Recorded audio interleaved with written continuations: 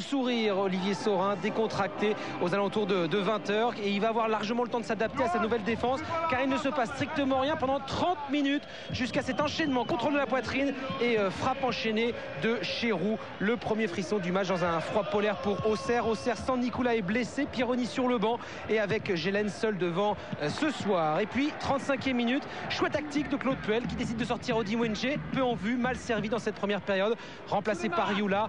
Décision toujours étonnante à ce moment du match, mais Claude Puel l'a déjà fait, lui qui privilégie la notion de groupe, et Youla assez rapidement en action quelques minutes plus tard. Longue ouverture de Cabaye vers Youla justement, et la très bonne intervention de Saurin, la toute première après 38 minutes de jeu, une sortie à la manière de Barthez face à Ronaldo en finale de la Coupe du Monde 98, sortie déterminante, et c'est tout. Première période insipide, 0-0 à la pause. Vaïd Halilhodžić, l'ancien coach du LOSC, en visite dans le Nord, sans doute déçu par Lille, c'est vrai, avec une équipe inédite. Taforo blessé, Keita sur le banc.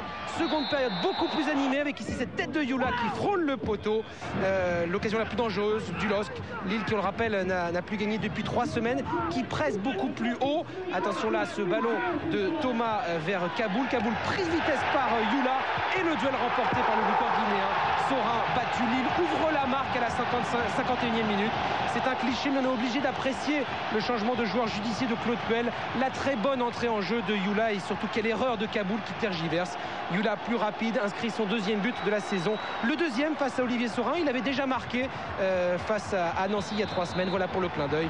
1-0 donc pour Lille, et la défense auxerroise, l'une des plus mauvaises de Ligue 1, de nouveau montré du doigt. Auxerre obligé de réagir dans la foulée avec Sagna vers Gélène.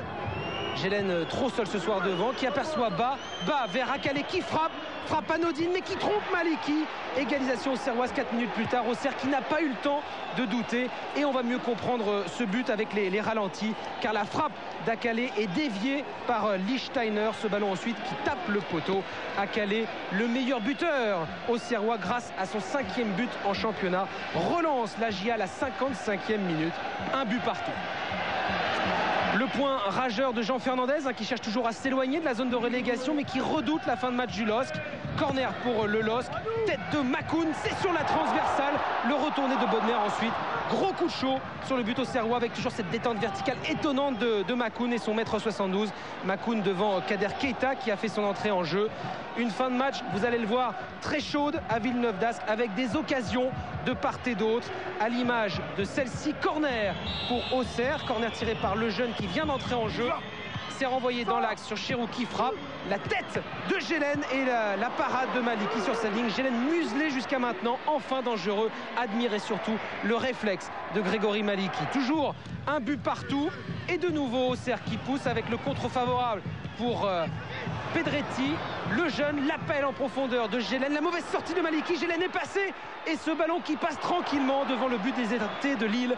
90e minute, la balle de match pour Gélène suite à cette erreur de Maliki. Gélène gêné par le retour de Lichtsteiner. Dernière occasion pour Lille, coup franc de Cabaye, et Saurin qui assure cette frappe, c'est vrai, qui ne semblait pas cadrée. Un but partout, score final. Lille trop émoussé pour renouer avec la victoire ce soir, ne finira pas l'année donc sur le podium. Auxerre glane un bon point dans le Nord, grâce notamment au premier pas intéressant d'Olivier Saurin. Saurin et sa voix cassée au micro de Philippe Lefebvre au coup de sifflet final.